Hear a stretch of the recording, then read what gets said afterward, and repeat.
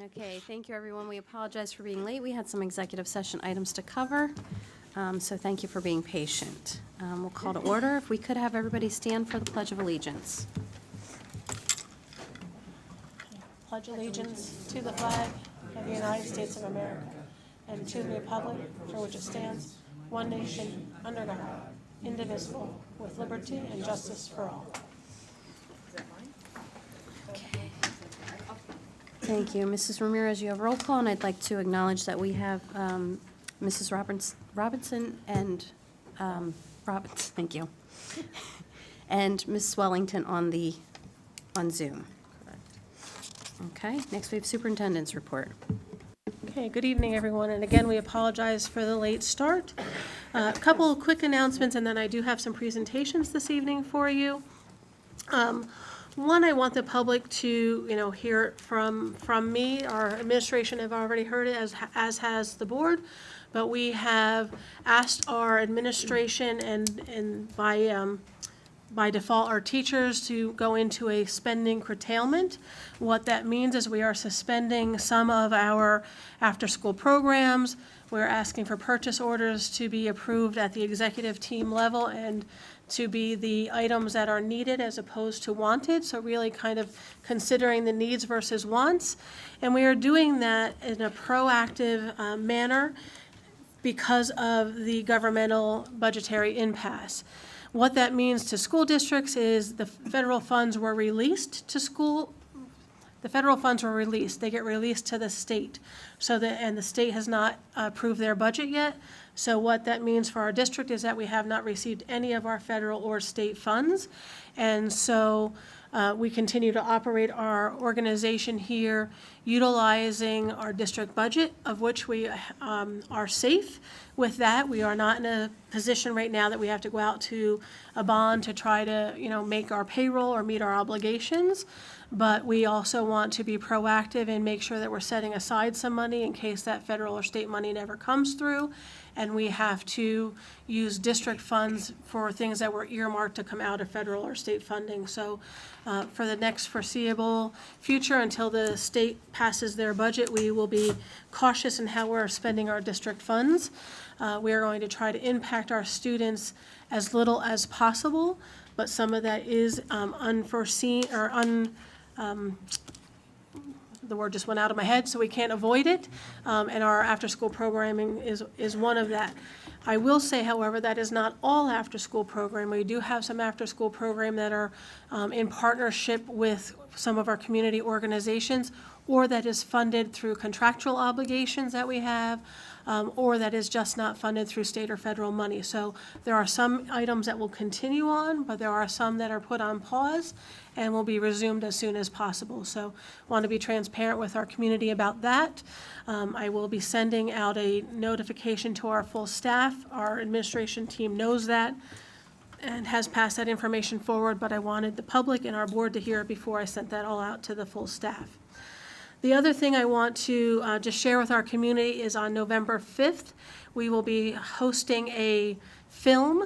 It's called Count It Out, and it is a film very well done. I had the opportunity to see it last year, based on mathematics, but also based on equity and why in America the narrative of I'm just not good at math has become so accepted, and talking about why particularly females, but certain students and certain demographics just don't feel like they access math in the same way as others. And the film does get into then some economical and community-based politics that kind of play into equity around it. So I thought it was very well done.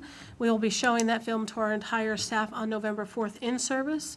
And then on November 5th, we'll be doing a public airing of that at 7:30 in the evening, open to all parents, and certainly our students as well. It's not a film that's going to catch our elementary or probably our middle school students' attention, but our high schoolers, it would certainly be something that they might want to sit through and see. And we are doing that in partnership with Lafayette College, so about 50 of their students will be coming over and previewing the film with us as well. So we'll put more information out there, but I also wanted to share that forward. And then I think Ms. Draper, as we go through the others, will probably cover, anything else that we need to talk about from the curriculum end. So I'm going to move into a couple really quick shout-outs. Mrs. Ramirez always gives me the shout-outs of the month, and so National Bosses Day is coming up. World Occupational Therapy Day is coming up on October 27th, and National School Bus Safety Week is October 20th through the 24th. And we always do have our protocols. I see Ben in the audience. We have our protocols around bus safety and drills that happen around that time frame as well. And with that, I'm going to turn over to a couple presentations that we have. I'm going to start with our high school student that is here tonight, I think, to petition the board for a straw vote on Thanksgiving Day activities. Is that you? Are you our representative today? Yep. So if you want to come to the stadium, state your name, because I apologize, I don't know your name. And then you can go ahead and ask our board. I know it's not a voting meeting, but I am going to ask our board for a little nod on this one so that they can start on their annual plans. My name is Olufemi Barua. I just wanted to formally ask for permission for the bonfire. Okay. So, Absolutely. So looking for all the permissions that they typically do, the bonfire, praying that we keep getting a little bit more rain here and we don't have to deal with what we dealt with last year. That would also include your sleep out, I'm assuming, right? So all the annual Thanksgiving activities that go on here in Easton is what you're asking permission from. From our board, is there any objection? Okay, so you can take it back to student council. I believe you might have a meeting tomorrow and let them know that you have permission to move forward. All right, thank you. You're welcome. Thanks for coming out. Excuse me, you are welcome to stay, but you are also welcome to leave if you want to get home and get to your homework. Yeah. Thank you. Have a nice day. Thank you. Thank you for coming out. Second, we have Miss Ashley. Yep, I always have this hesitation because I know somebody else and we say the name different. Ashley Crowell, who was our director of the Easton Foundation. You've heard a bit about the work that she's been doing, and we did ask Ashley to come out and introduce herself to the board and to the community and share a little bit where she has been spending her time and efforts on behalf of the district. So Ashley, welcome tonight, and one of these days I won't have to hesitate on the last name, but it's ingrained in my head. So welcome. They both have their pros. Hello, my name is Ashley Crowell, or Crowell, if you're a Peter Pan fan. I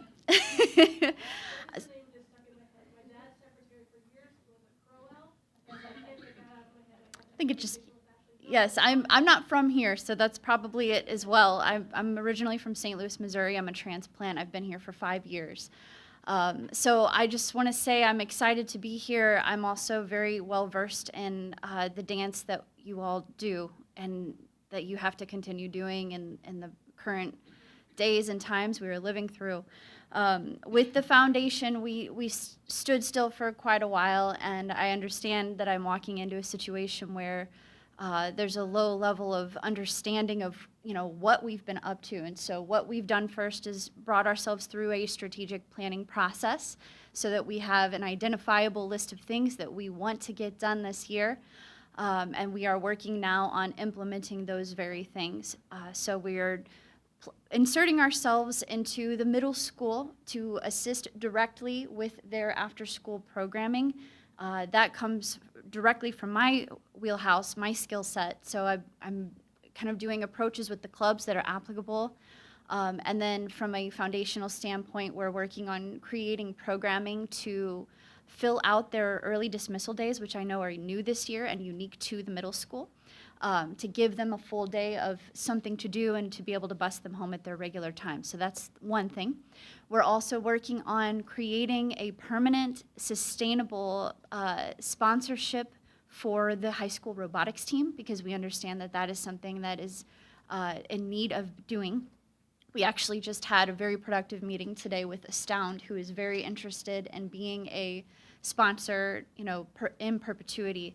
So I've been working on the report, and we're going to be giving them something polished to present to their budget committee for this spring. So hopefully, fingers crossed, I'll have good news for you there. And then lastly, we are working on breaking down the segmentation of the passion of Rover alumni. So we are putting together an alumni event. It's going to be a dance-a-thon, so a fundraiser by nature where we're encouraging you to move your body. And the dancing will be technically segmented into the decade in which you graduated, or from which you graduated. So if you graduated in the 90s, the DJ will be playing 90s music while you do your dancing for a good cause. There is an alumni registration that we are now circulating. I'm working on targeted marketing through social media, through LinkedIn, through the connections that I'm making. I'm working with the Easton Community Center, trying to plug into places that are in need of support in order to grow my web here. But I do have QR codes, so if you haven't seen the email and you did not register yet, please do so. But just know that we're kind of shouting it at the rooftops at the current moment, and I think the list is already approaching 200, so people are definitely responding, which is good. If you have any questions at all, feel free to shoot me an email. We are, as I said, working on implementing a lot of things that are a little bit new as opposed to what we did before. We will still be putting a very specific focus on making sure that EITC is something that supports the district. We have a really excellent, unique opportunity actually at this year's renewal to insert some new programming clarification so that we can address, like, for instance, for example, what I'm trying to do with the robotics team is get a sponsor for this year out of pocket and then turn it into an EITC program. Then it's covered under that umbrella and it's incentivizing businesses because there's that tax credit that's attached to it. We're going to do that with the robotics team. We're going to keep the things in place that are in place because when they're approved, they don't mess with us about the ones that are already there. So those will stay, but then we're also going to get very unique. We're going to get very creative and very nimble about creating programs that are going to allow us to use the DCED's budget, which is a huge bucket and it's an underutilized bucket, in order to make sure we can help as well as possible for the district.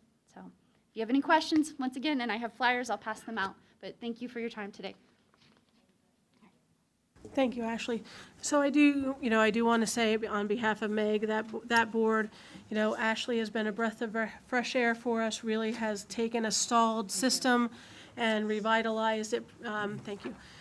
For us, we really have some focuses on our after-school program. Ashley really covered a lot of that. And then, the main reason that the foundation was put in place is to do some fundraising and secure funds on behalf of the district, on behalf of our students, so we can continue to offer unique and enriching opportunities to our students. So we've been very pleased with Ashley's efforts. She comes with a wealth of knowledge and experience from the nonprofit background, and in fact is working with another district on similar endeavors. Whole County, is that what you said? Yes, my other goal is, it's called BC Cares for Bucks County, and so we do completely parallel work with several different school districts in Bucks County, including Bristol Borough, Bristol Township, Central Bucks, and soon to be Quakertown. So that's where I reside. So we appreciate her, her efforts, and look forward to the continued growth of our academy and all the fun things it has to present to our students. So thank you for that. And Ashley, I know you have a travel and some young ones at home, so I'll say the same thing. You're welcome to stay, but certainly welcome to take your leave as well. Thank you for coming out tonight. And last but certainly not least, we have our friends from Raymond James here today. They are our bonding agent. Jack, if you want to say any words before they get started, but we did ask them to come back and present some information as we start to continue through the process for our high school building project. So Jack, I'll turn it over to you. So and the then- district has had 2 meetings in the past month or two with Raymond James discussing the bonding for the new high school project. And then today is the presentation of what we've spoken about so far. Thanks, Mr. Trent. Thank you, Mrs. Piazza.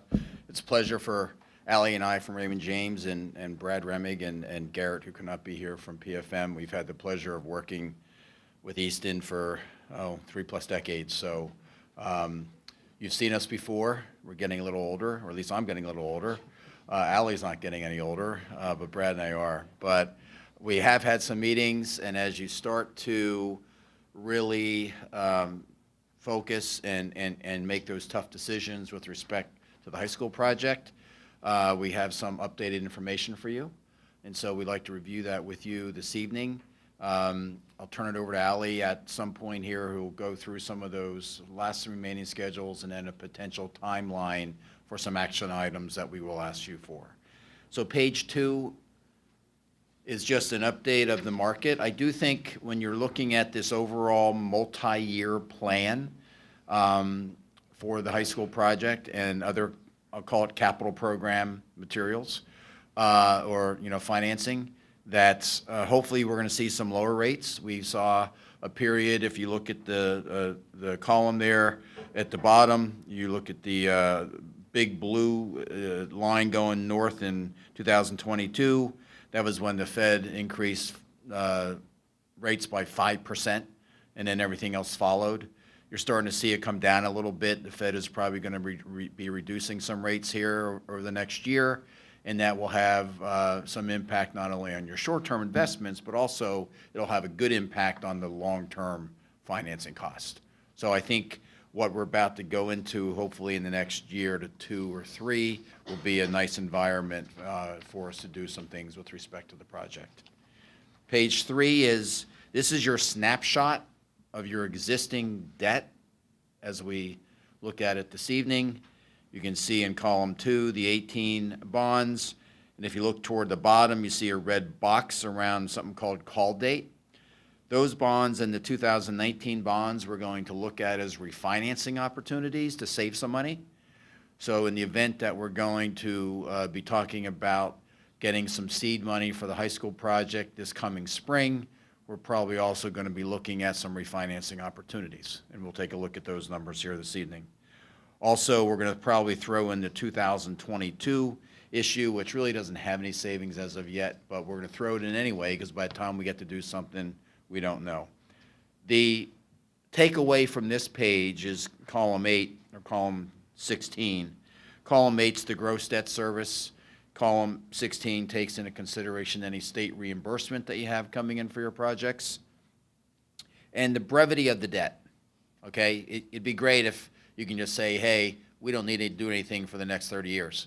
That's not the way it is for our homes. That's not the way it is for any other improvements to capital items, cars, et cetera.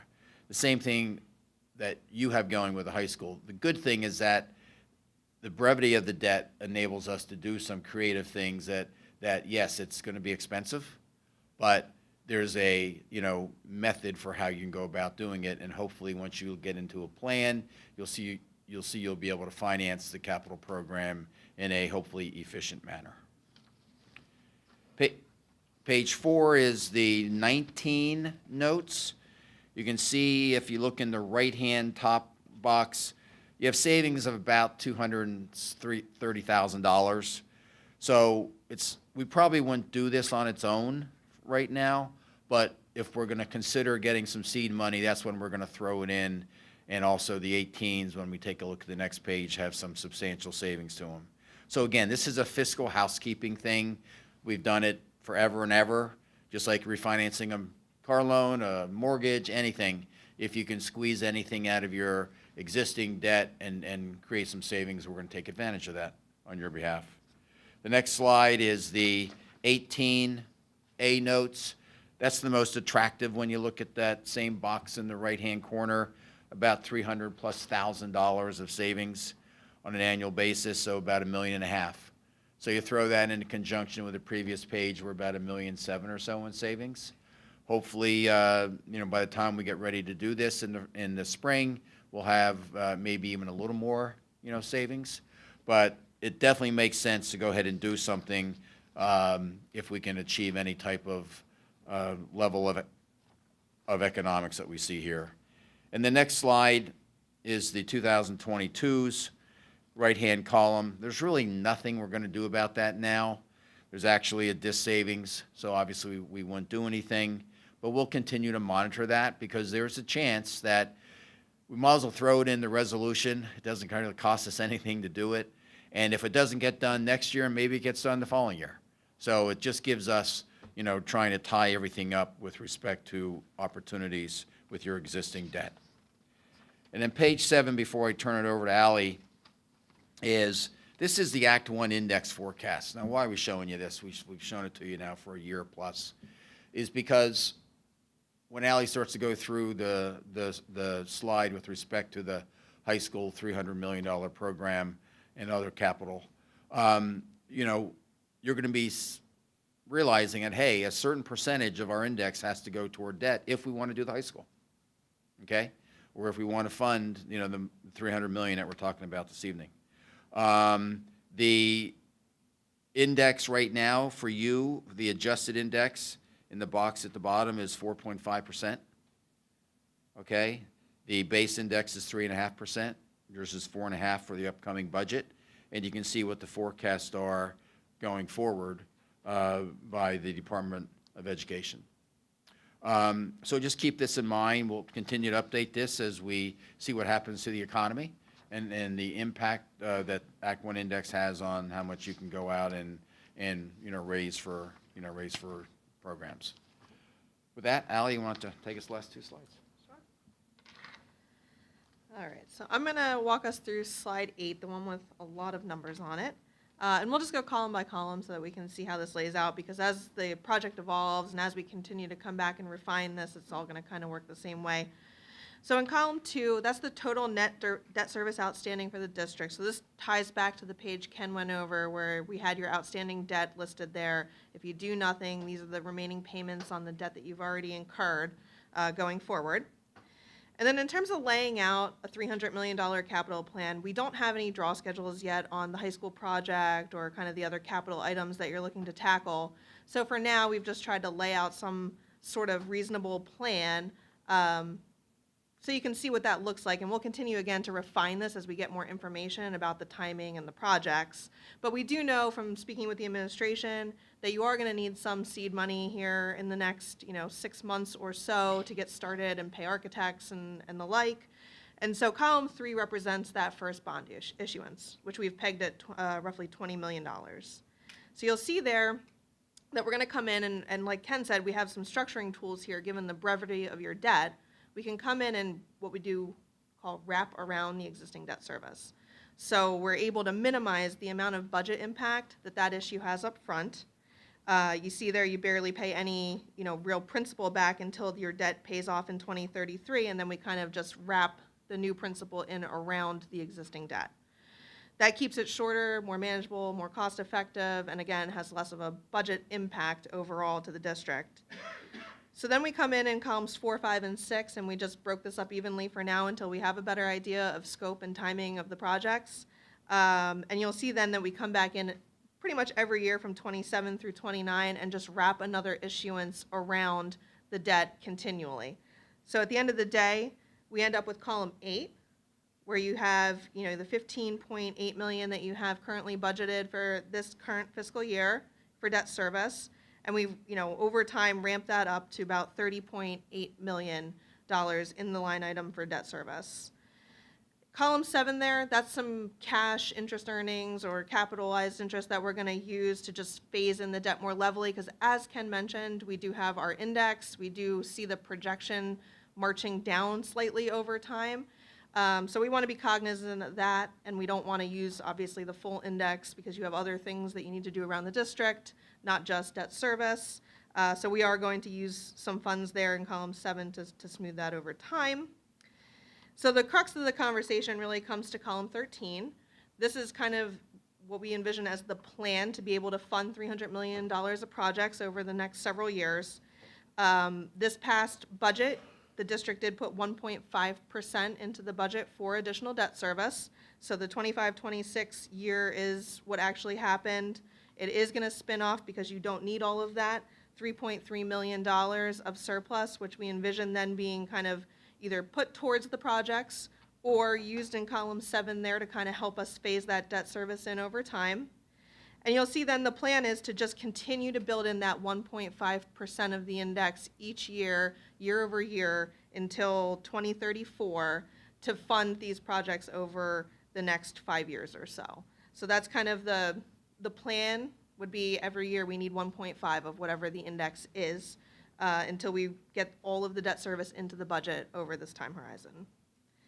I'll stop there and see if anyone has questions. We try to put contingencies in with respect to rates when you look at the footnotes 2 through 5. So we have about a 0.5% built in, okay? So what we do is we refine this every time we actually do the financing. Hopefully, as we said, hopefully the market will start to go in our favor, which it has. So hopefully these are, good conservative numbers for now. So that line 13, again for the board, what they're saying, we have the same conversation we had last year, that if we raise our taxes 2%, we're really asking to raise them to 3.5, and 1.5 is that going directly to our debt service. So that is kind of, the commitment that we made last year is being marked upon this, and it's, the commitment they're going to ask you to continue with over the next 4, 7 years, 5 years, whatever's laid out there. Hopefully pulling it back over time, but those will be big decisions when it becomes budget time. I'm not going to project Jack. Jack will do the presentation for the time it's coming, but we know that this board likes to sit in that 2 or lower range, and that is to meet our annual obligation. And quite frankly, it doesn't quite do that based on the practical obligations that we had. It always leaves us have a bit of a deficit for our operating budget. But if we're going to move forward with the high school, we're going to need that commitment of the 1.5 on top of whatever our annual raise is, to be able to move this project forward appropriately with borrowing that is feasible for us to repay on this schedule. All right, so then I'll just flip to the last page. We just wanted to lay out a little bit of tentative timing, just so we can see what that looks like in terms of the first financing. Obviously, we're here tonight presenting this to the board. We have suggested that the board pass what we call a reimbursement resolution. What that does is it allows you, if you want to reimburse yourself back to the general fund for any funds that are spent on the capital projects once we do a future bond issuance. So that resolution looks back 60 days from the date you adopt it. So I think the administration has a copy of that, and they will be presenting it to you on October 28th for approval. Again, it doesn't mean you have to reimburse yourself. It just gives you the option. It's an IRS tax code, kind of 1-page, 2-page resolution document. Then we thought we would come back in January. We anticipate, hopefully, that the audits that we will need to go through the rating process will be further along or completed by early next year.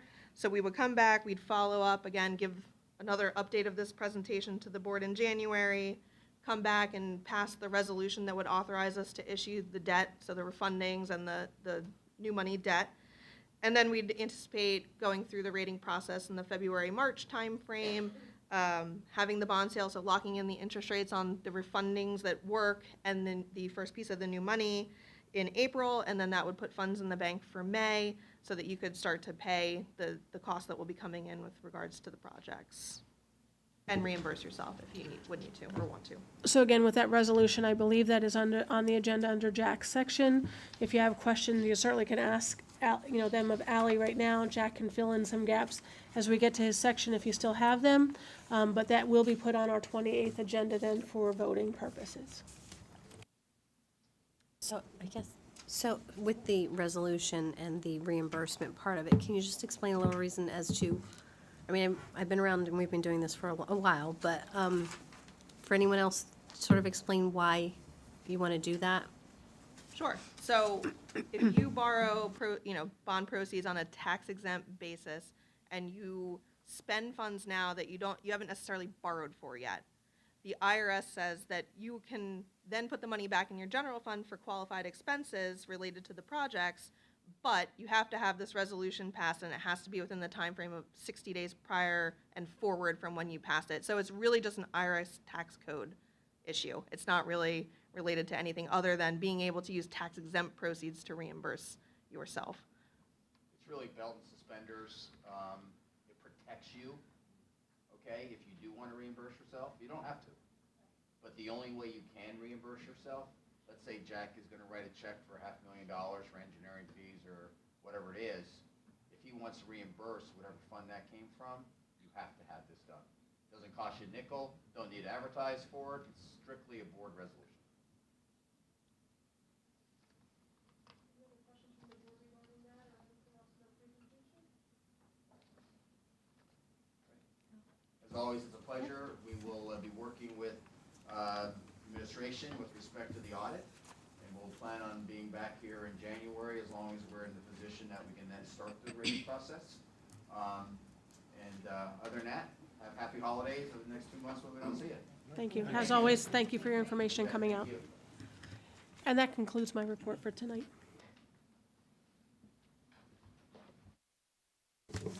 Okay, next we will move on to academics. Dr. Draper? Good evening, everyone. C&I would like to bring one item for board approval to the board and just share a few highlights that were presented in our board brief so we can share it with the public as well. Before I get started, though, I do want to acknowledge that this month is National Principals Month, and so we want to make sure that we give a shout out to all of our building principals. Eli Broad once said, "You can have great teachers, but if you don't have a good principal, you won't have good schools." And so our schools are great because we have great principals and we have great assistant principals. Their leadership matters, their efforts are recognized and deeply appreciated. And so we like to just take this moment to thank them for leading their schools with compassion, resilience, and unwavering commitment. And so while it is National Principals Month, we certainly want to acknowledge all of their efforts and thank them for all that they do throughout the entire year. So just kind of moving on for board approval, this will be, we want to bring forward a retroactive approval for 3 exchange students who are currently attending the high school. It was on our board brief last month. However, at that time, it was not presented for approval because the necessary documents had not been received.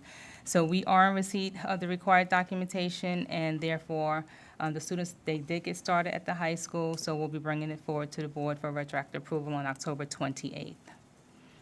Just a few highlights from our team. On September 22nd, we had Professional Development Day, Teacher in Service, and again, that was a day that was absolutely successful. The feedback from our staff really kind of outlines like a roadmap for our team as we're going to move forward in terms of addressing staff needs. 2 data points that reveal powerful instructional trends is that there was an overwhelming enthusiasm for training in AI, which our teachers see as a tool for saving time and personalizing instruction, and also the demand for more hands-on resources and structured literacy, particularly within our K-5 classrooms. So we are certainly working with those teachers to make sure that they have what they need so that they can provide the students with what they need. Alongside with these academic priorities, our educators highly valued sessions on well-being, stress management, safety, which certainly confirms the need that we need to take a look at our staff holistically and not just addressing the needs that they need academically, but then what's going to help them to be resilient within the classroom to give the students what they need. In our 6th grade, our 6th grade math teachers recently participated in a coaching session with the Southern Region Education Board. Jason Adair has been quite instrumental in making sure that we have partners to provide those coaching sessions.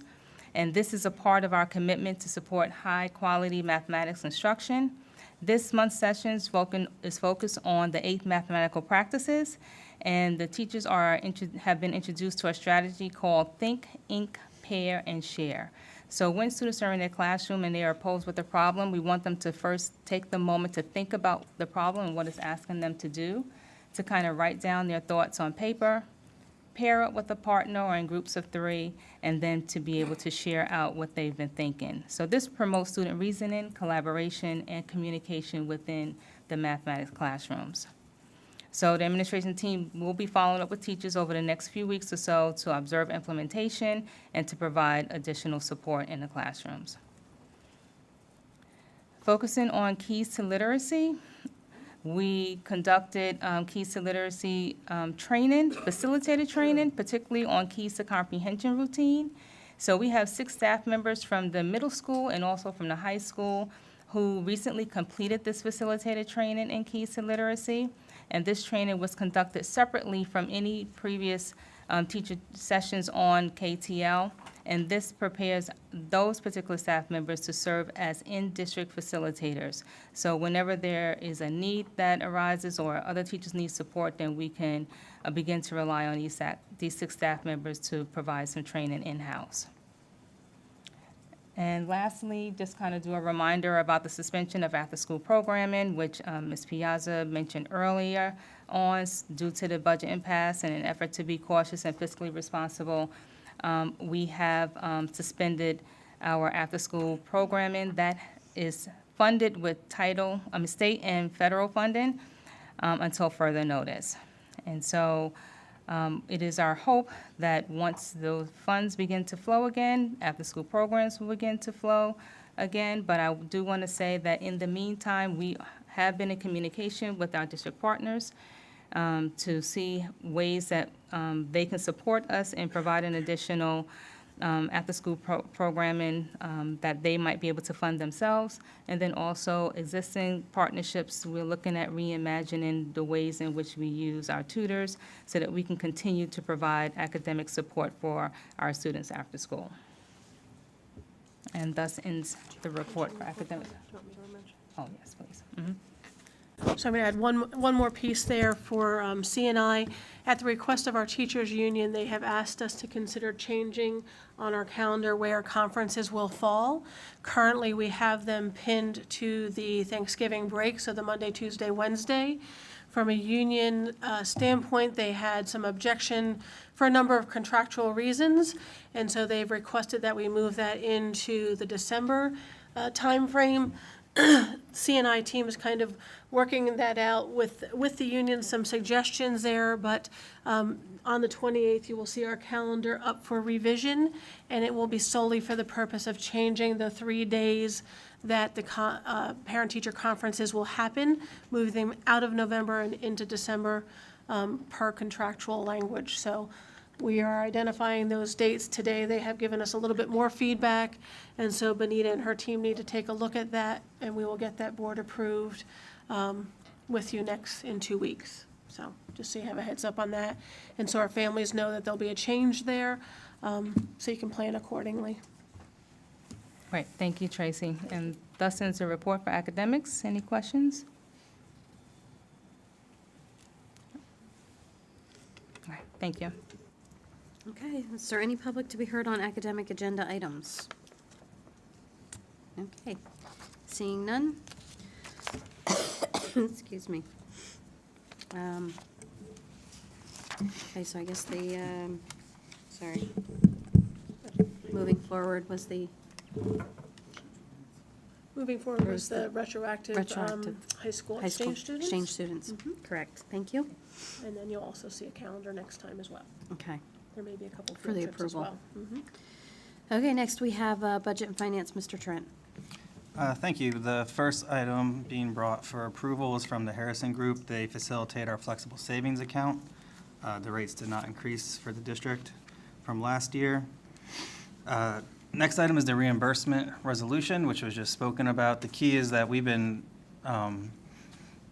funding this project out of our general fund, and this will allow us to put it into bond funds. So the money that was raised by the last budget, that $3.3 million, we can take what we've already removed from our general fund and count it towards that amount that was taken out of the last budget. And that's key for the district to have flexibility in their general fund, because right now it's all just coming out of the same pot of money, and it should be coming out of the other pot of money from the last budget.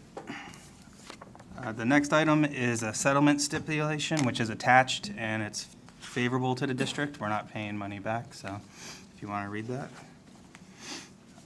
Next request is to establish a student activity club, the Synergy Club, which has a goal of spreading positivity and information on mental and physical health for teens in the high school. Next is the Act 1 renewal for the Homestead Farmstead mailing. And again, those rates remain flat from last year's approved amount. There was no increase. And then, what do we have next? The assessment appeals, those are from Northampton County. They're court orders from the district or from the county that just need to be approved. Thank you. Oh, So, Jack, just one thing on D, that is a school district-initiated appeal that's up for settlement, so that would need board approval. But G, those are already court orders, so there's no approval. They are what they are. There's no fighting it. Those, some of those have already, to the extent that they were school district-initiated ones, they already came before the board. Some of them are taxpayer-initiated ones that we never got involved in, so they're already court orders, though. So those don't need to be on the agenda for next. Okay, so those will be removed for the agenda since they're already court orders. Thank you.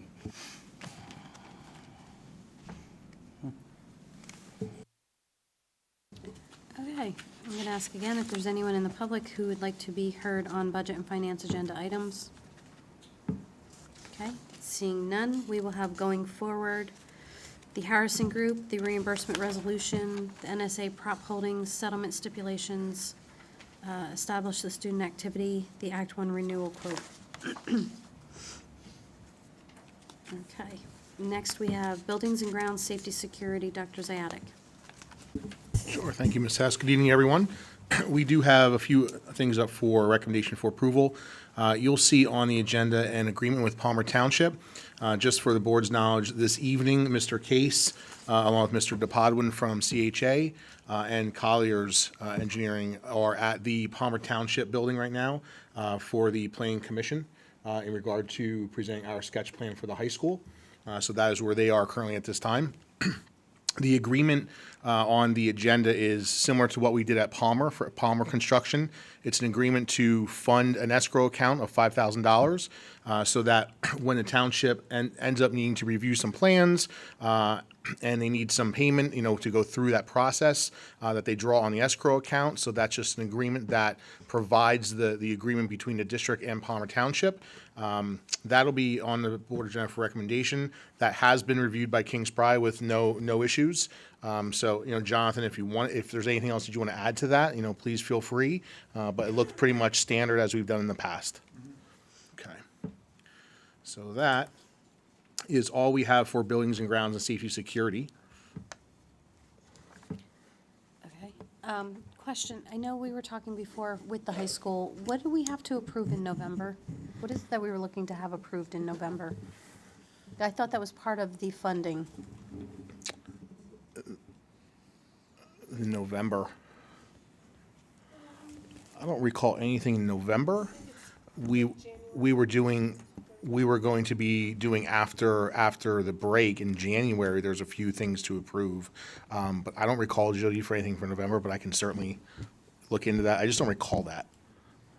Yeah, we do have an ad hoc meeting next Tuesday, the 21st, for the high school project.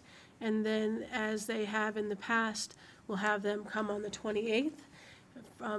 Henceforward, we'll have to decide whether we want to keep spending money to have them come back and reiterate what they've done on the 21st, particularly in light of the budget situation. But for this strand, we will have them come back and present to any board member and community that were now able to come out on the 21st. And then again, Jody, I know that date in November, but I think that is the Plan Con that we just approved. And I believe the next approval wave will come in January, February. Okay? Thank you. Just wanted to make sure we weren't missing I anything. don't believe so. Okay. Okay. Sorry, I did. Sorry, Brian. Going around. Pardon me. I did have a question about the escrow. Because we went through this with the elementary school where I think we had to keep replenishing the escrow account over many, many times. So are we at a point where we're not in that situation at Palmer? What I'm saying is that everything is ready to go. There's not anything dealing with private property, easements, PennDOT, all those things we had to deal with. We're past where any of those issues would have come up with the high school. So no, Does that question make sense, what I'm saying? It does. So let me answer a couple things there. So one, the escrow account, the escrow account will be replenished throughout the process, right? But we are currently, since we are only presenting this evening at the Planning Commission and receiving feedback on that plan, there'll still be recommendations coming back from Palmer Township in regard to what we will need to do. So I would not sit here and say this evening that everything has been flushed out completely. There'll certainly be recommendations made that we'll have to come back and bring back to the board, vet it out, in standing committee and at the ad hoc, and then make the decisions moving forward. Okay, thank you. Sure. And you, I don't know if you did that on purpose, but your choice of word there, flushed out, was very appropriate for what we had to deal with Palmer. So, with water, where's it gonna go? I don't know. Okay, thank you for the update, I appreciate it. Okay, if that's everything, no public to be heard on buildings and grounds, safety, security. We will be voting on the professional services agreement with Palmer Township. Next, we have educational technology and student supports. Sure. So first item on the agenda is Job Corps. Job Corps is a partnership that is with Job Corps, and the closest one to us would be located in Phillipsburg. That is an opportunity to partner with Job Corps for students between the ages of 16 to 24, for students to get some vocational training, for some students that are maybe academically at risk and no longer, wish to attend school, for example, or have some other, other concerns. There is no cost to the district on that. That is funded through grants on the Job Corps side. Really just another partnership that we look to be able to provide resources and services to kids. So that agreement will be on the agenda for approval. And then Ms. Arntz, I think you have letter C with the voice management agreement. I do, thank you. This is our annual agreement with Integra. It is a support for our voice systems. So in the event that there are any outages, any equipment failure, or any just daily supports that we might need with any of the services that we have, this is our service agreement with them.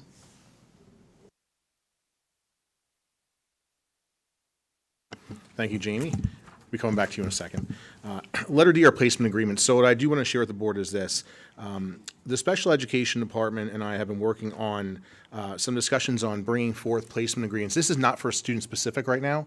This is just a boilerplate kind of general agreement with two placements that we do utilize currently, but our goal is to get updated agreements each year for every placement, every school that we utilize for out-of-district placements. Our goal is to get that on an agenda around July with updated, terms, updated pricing, et cetera, so that the board can see that, and just in the effort to be transparent about that all. So we are working on that and getting all those updated. We were hoping to have a few more, quite frankly, but we did have two of the major placements that we utilize, that being BHA and Meridian Academy. Those agreements are on the agenda for approval. Again, not student-specific, but just wanted to have the updated prices approved and just in the effort to be communicative. So that's what those placement agreements are referring to. And then Jamie, back to you. Thank you. Cisco Flex renewal, this is our third payment of a 3-year contract with Integra for our Cisco Flex. That is the internal phone systems in the district. That gives us our voicemail services, our WebEx services, just our whole VoIP system within the district.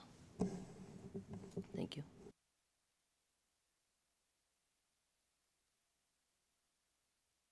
Okay. Is there anyone in the public who would like to speak on educational technology and student supports? No? Okay, summary is we will move forward with Job Corps, Integra One, the placement agreement, the Cisco Flex renewal, and that should be it. Correct? All right. Is there any other business? No?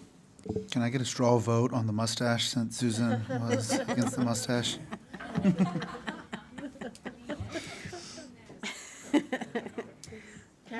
This might be an HR issue. I don't know. Sure. Is there any public to be heard on non-agenda items? Yes, all right. All right, I'll call for an adjournment. Yep, yeah, if we could have executive session. So at this point, for public record, we will be going back into executive session for personnel matters. Thank you, everyone. Have a great night.